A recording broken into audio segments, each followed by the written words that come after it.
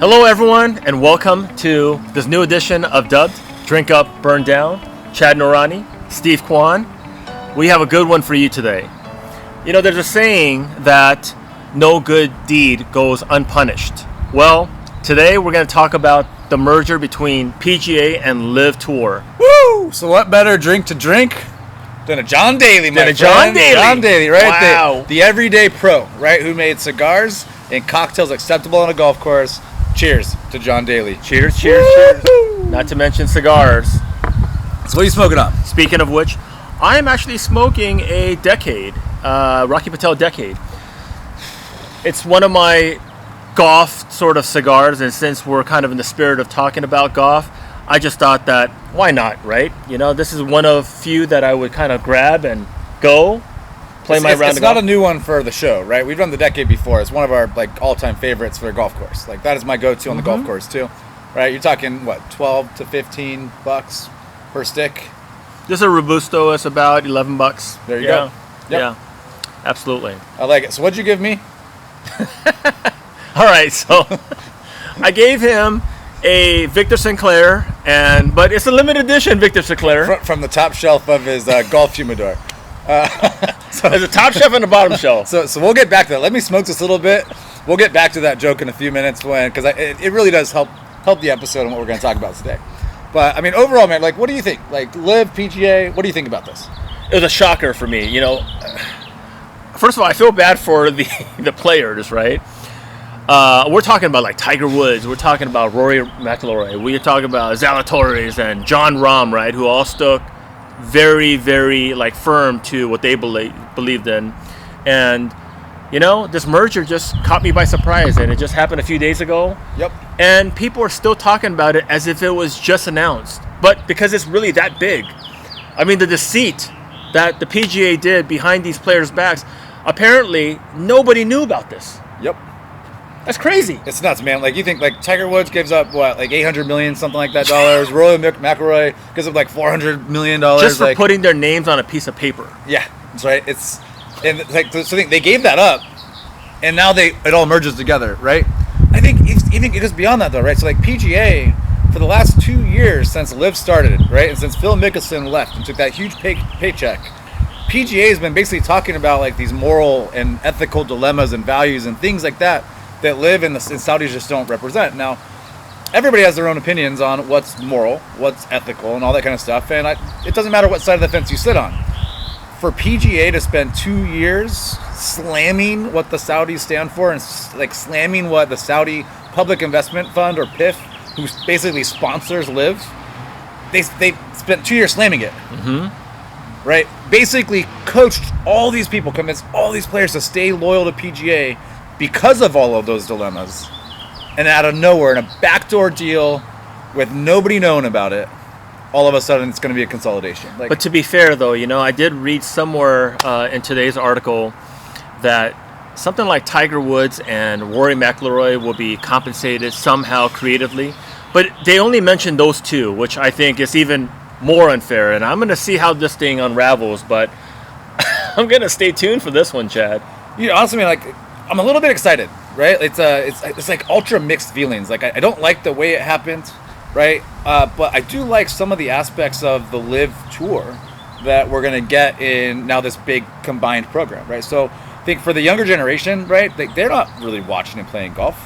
Team play, though, is a whole new dynamic, right? That I think it's going to be fun for the players once they get over this, the shock of all of this. Now they're going to get to go play together on teams. It's a huge dynamic change that you would never have gotten from PGA, I don't think. Yeah, I do agree on that team play. Part of my bittersweet about this, and I'm kind of still, in that shock mode. But I miss Dustin Johnson, my favorite player, PGA, before he, went over to the dark side. And of course, DeChambeau. I actually bought one of his drivers, and I mean, guys just amazing to watch. And of course, Brooke Koepka. I mean, he just won a major ago, and I think I'm going to enjoy that aspect of, unifying those players back because, but I mean, gosh, again, it's what do you say to those players that actually stood, stood firm. And I don't know what to say. It's such a hard. I agree 100%. Do I root for them or do I root against them? Because when they went to the LIV, I rooted against them. In fact, I didn't even watch them. It was like a forgotten thing until they made it to the majors. And of course, we saw all of them together, and it kind of reminded me how much I missed all these, great golfers, come together and compete in one event. I think that part I missed the most, and I'm gonna enjoy it. Yeah, honestly, to finally get to watch all the best play against each other again is amazing. It'll be interesting to see the other side of that, though, right? Like some of the players, like Phil Mickelson, was he even good enough to be on the tour anymore, right? It's like, but he got paid all this money to go play for LIV. Like, it's a massive mix-up. But dude, I need to talk about this cigar that you gave me. Like, I feel like I got fucked. kind of like Ricky Fowler, right? Ricky Fowler hadn't won since 2019. Still hasn't won since 2019. Turns down $75 million to go play for LIV. He gets nothing now. That's like. But so let's talk about that top shelf Victor Sinclair discussion real quick. All right, Chad. You know that we golf with a bunch of smokers and non-smokers, and sometimes just whatever smokers. And so they're always bumming cigars from us, right? Knowing that we have some pretty good stuff. But I mean, after a few rounds of seeing how much they dispose of cigars, or how much, I mean, they take a few puffs and they just throw it away. We're like, you know what? This is ridiculous. Like, we pay for these things, and also we have certain brands that we like, and so we started developing what's called a top shelf. The top shelf, because in our humidor there's two levels, the bottom and the top, and of course the minute you open, that's a top shelf. That's the one that we present to people that we feel that are not appreciative of the quality of cigars. And so that was one of my top shelves that he somehow grabbed. So when you think about the concept here, right, it's like reversing alcohol, right? The top shelf liquor is always the best stuff, right? So naturally, when you're handing non-smokers the humidor, they're happy to take whatever's on the top, right? I mean, beggars can't be choosers in the first place. Now, don't get that wrong. I have no problem on a golf course sharing my good cigars with people I know love cigars, right? Like, I mean, I've forgotten my humidor before. Steve's gives me the cigar. We trade cigars all the time on the golf course. We never trade cigars. He's always taking my cigars. Fair. Trade cigars. People that love cigars, I have no problem giving it good stick, right? I know they're going to appreciate it. They're going to smoke it all the way down. The last time I watched somebody that's like barely a smoker, and I handed them like a $20 cigar on a golf course, and it was not even halfway done, and they just stomped it out. Like, they were done with it. And I'm like, wait, what? So that's why bottom shelf, good cigars in your travel humidor. Top shelf, this is like a $4 stick.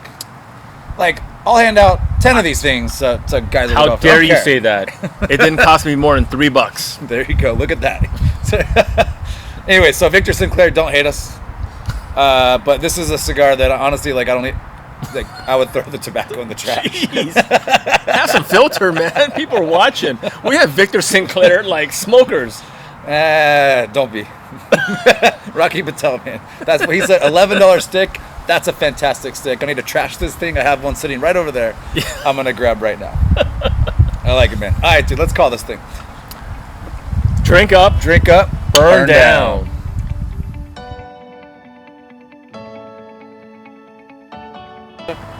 No, I just think that the PGA really fucked up. It was not a good bogey. It was not a good bogey. It's gonna let a lot of people play bad fast. Cheers, Ghost Golf. Cheers, Ghost Golf. Little shout out.